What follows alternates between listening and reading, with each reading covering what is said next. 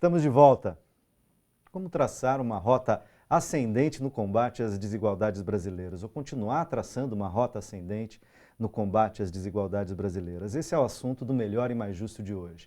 Para essa conversa estão aqui comigo Paulo Silvino Ribeiro, sociólogo e professor da Fundação Escola de Sociologia e Política de São Paulo, e Marta Arrest, professora titular do Departamento de Ciência Política da Universidade de São Paulo.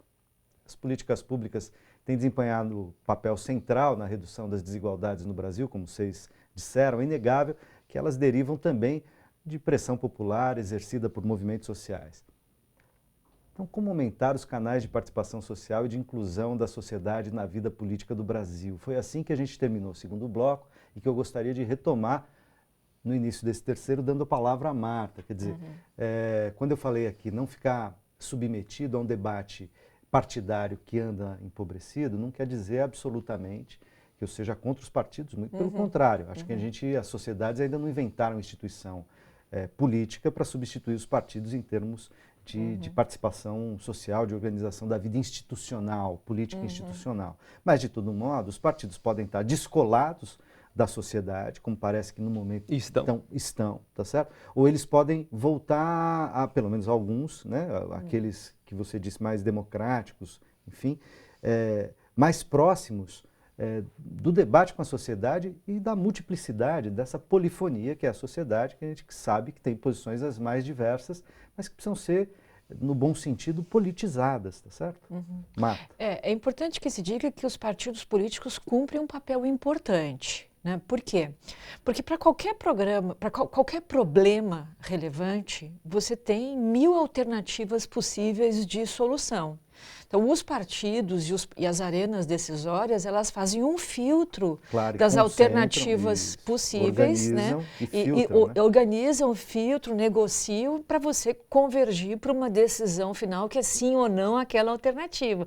Senão você debate infinitamente a sociedade, com a pressa que a sociedade brasileira tem hoje, você não poderia nunca resolver esses problemas. Então, os partidos políticos cumprem uma função importante. São canais institucionais insubstituíveis até o momento. Eu não tenho tanta certeza de que exista uma desconexão entre os partidos e a sociedade, né? O fato é que as políticas, elas são complexas, elas precisam ser elaboradas, existe um tempo entre a sua elaboração e a sua implementação. Uma parte do descontentamento da sociedade com os partidos me parece injusta, no sentido de que, como é muito visível os partidos políticos e é menos visível os problemas burocráticos no interior do Estado e os processos decisórios, existe uma tendência a você colocar toda a conta nos partidos políticos.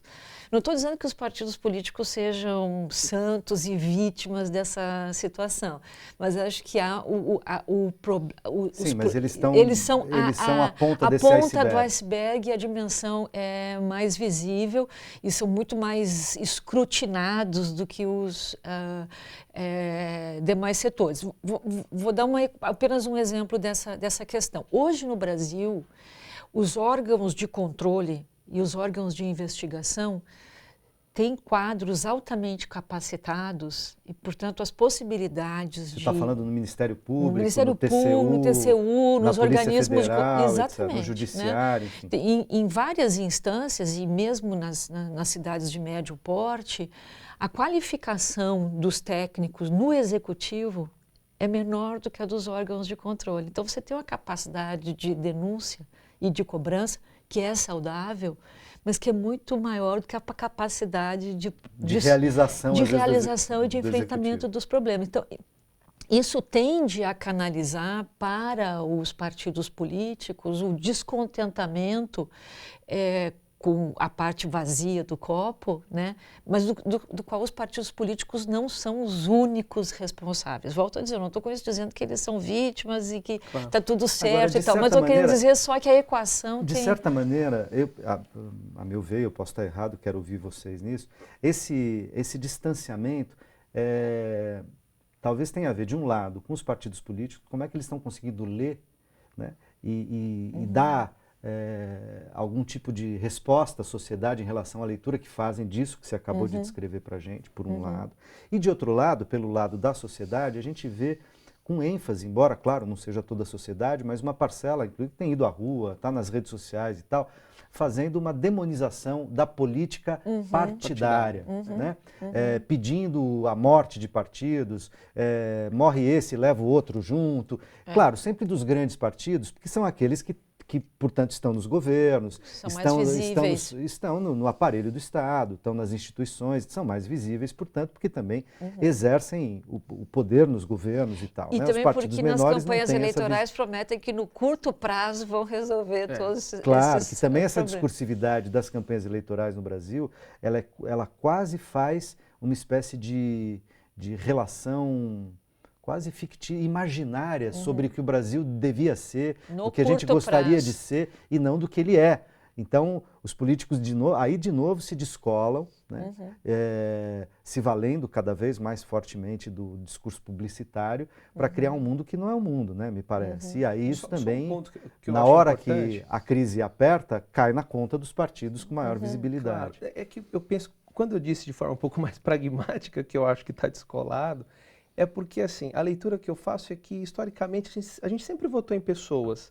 Se a gente for fazer um survey também, perguntar, olha, você sabe o partido do último deputado que você... Não necessariamente as pessoas sabem, né? Talvez por conta dessa espécie de, usar um termo chulo, um certo fla-flu que tem entre PT e PSDB, e talvez o PMDB, porque agora acaba aparecendo. Claro, para quem acompanha a política sabe o tamanho. A eminência parda, que era o PMDB, exatamente, ganha mas as protagonismo pessoas sempre no momento, votaram, ou seja, as pessoas votam em pessoas. E por que isso sempre acontece também? Com exceção dos partidos mais à esquerda, né, que tem uma certa clareza e que por isso também são menores quando comparado aos outros, porque a grande maioria é literalmente mais atraída por outros discursos que historicamente endemonizaram o socialismo, o comunismo, etc. Né? Ou seja, não há uma plataforma clara. Se a gente for perceber, olhar, tem tanto de PT dentro de PSDB como vice-versa. Ou seja, às vezes, uma crítica liberal, né, olha, ou seja, como se só o PSDB fosse liberal, ou como que só o PT, ou seja, tivesse alguma coisa de esquerda. Eu acho que não. E por que isso acontece? Na luta pelo voto, sabendo que não há essa clareza, não há esse discernimento, eu acho que os partidos, embora sejam canais importantes, como a gente coloca aqui, não tem a mesma clareza de plataforma como em outros países. Né? Eu acho que se a gente for comparar, talvez não seja uma boa comparação, mas os Estados Unidos, onde republicano é republicano e democrata é democrata, essa clareza a gente não tem aqui. Eu acho que por isso o partido, embora importante, fundamental também acho, né, do ponto de vista do jogo político e da construção, digamos assim, de propostas, os partidos se diminuem. Isso explica o porquê que existem coligações imensas de partidos que, se a gente for ler exatamente o que diz cada estatuto, às vezes até são absolutamente opostos, mas para e isso é legítimo, no jogo político isso é legítimo, claro. Mas, ou seja, e aliás, isso explica também porque a gente tem mais de 30 partidos, mais de 30 legendas, né? E aí, como dizem, será que tem tanta diferença, tem tanta ideologia para a gente dizer que tem mais de 30? Então, eu acho que são obviamente importantes. Que não tem, né? Você não evidente. Tem, no Brasil, hoje, se você conta nos dedos, eu diria, na minha opinião, que você tem de partido grande apenas um partido que é programático e ainda assim vivendo muitos problemas. Muitos né? problemas que é o muitos PT. Problemas da sua maturidade. Exatamente. Que é o PT. E o único partido de massas também no Brasil. Evidente. E aí você tem alguns partidos grandes que não são partidos programáticos. Né? O PSDB esboçou ser um partido programático na social-democracia. É uma social-democracia que não dialoga com a massa. Exatamente, que não tem base popular. Então, como é que você faz social-democracia sem sociedade? Sem né? Exatamente. Então, por isso que eu acho que... Só com meio de comunicação e tal, né? Pra com gente cacique atacar sem índio, né? No popular. Para a gente atacar a desigualdade social, que é o mote do que a gente discute aqui, a carência dessa clareza de plataforma joga contra, né? Eu acho. Eu penso que o conflito partidário em torno da questão da desigualdade no Brasil, ele foi muito afetado pelo fato de que nós temos eleições majoritárias para o executivo e pelo fato de que nós temos uma distribuição de renda muito concentrada. O que isso quer dizer?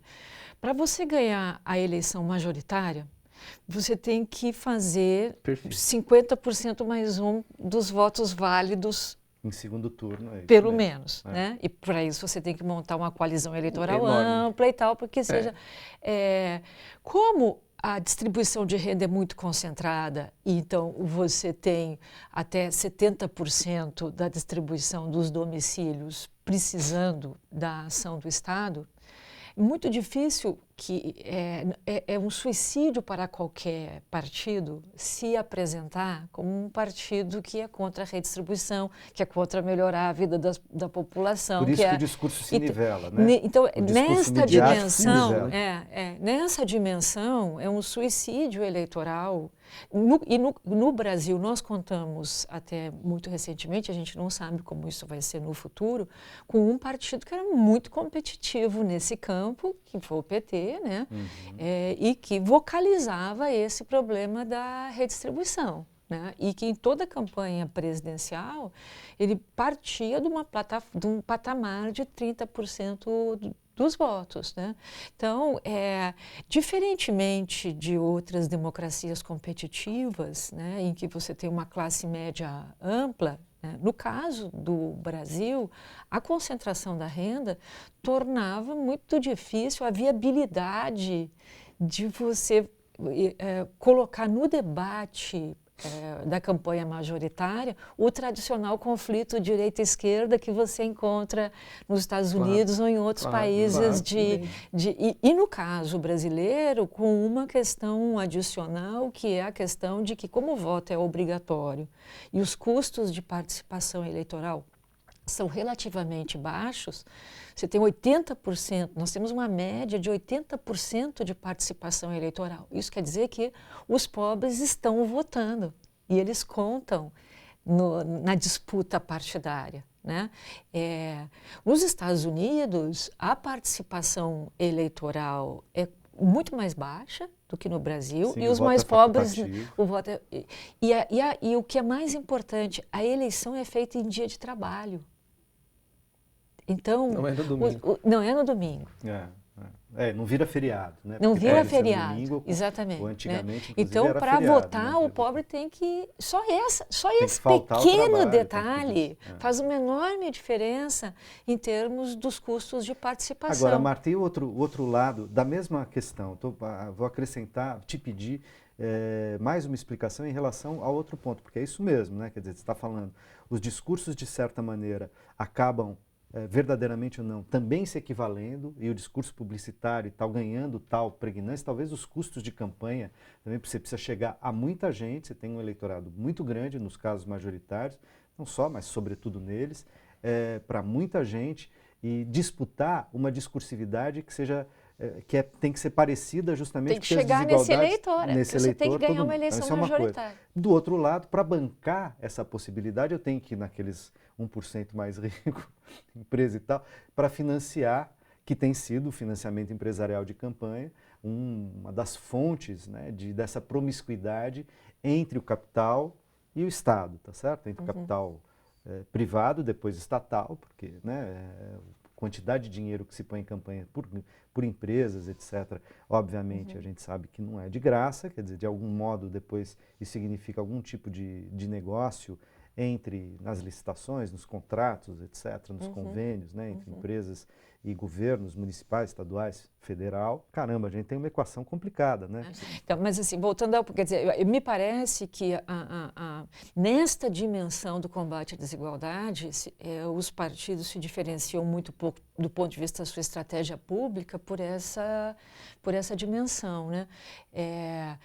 os efeitos dessa questão que você está falando dizem respeito às políticas que serão implementadas uma vez no governo. Claro. Né?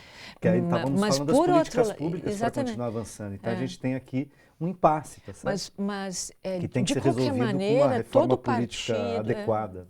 Mas todo partido que está no governo, ele sabe que ele vai se defrontar com esse problema na próxima eleição. Então ele não pode ignorar. Então você tem um equilíbrio, um conflito entre várias dimensões das decisões de tensão política permanente. Exatamente. Né? Mas eu acho que tem um outro ponto que explica o fato das pessoas votarem em pessoas e não em partidos. E tem tudo a ver com a desigualdade social, que é a forma como historicamente também a gente criou relações ou coronelistas, clientelistas, que fizeram com que a pobreza fosse, ou seja, um prato cheio, como para que a gente pudesse explorar isso politicamente. Aliás, eu acho que tem um ponto importante. Pela antiga e renitente cultura da Casa Grande Senzala. E as pessoas não sabem literalmente o que faz um vereador, um deputado. Ele chega lá e promete que ele pode mudar a educação, que ele pode mudar a saúde. E não é verdade. Né? São projetos de lei, sim, dá uma prerrogativa discussão, dele. Né? Mas no senso comum as pessoas acabam porque constroem essas relações de nível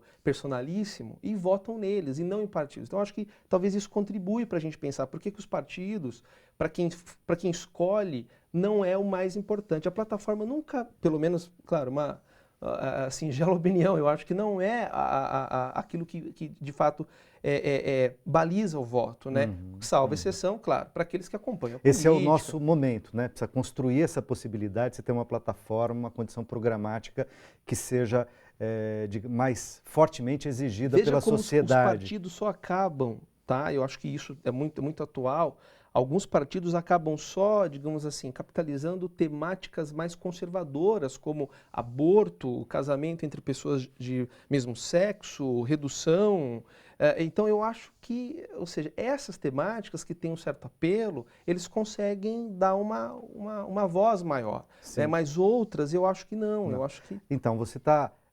eu preciso, infelizmente, terminar o nosso debate, o nosso tempo acabou. Você está também demarcando, a gente está demarcando o tamanho, com alguns exemplos, com alguns elementos, né, o tamanho dos desafios para construir condições suficientes e adequadas para continuar e mesmo incrementar o combate às desigualdades no Brasil, tá certo? Agradeço muitíssimo a presença de vocês, Obrigada a você. A presença da Marta, que nos brindou aqui a partir do livro, né, Trajetórias da Desigualdade. A gente pôde produzir esse debate.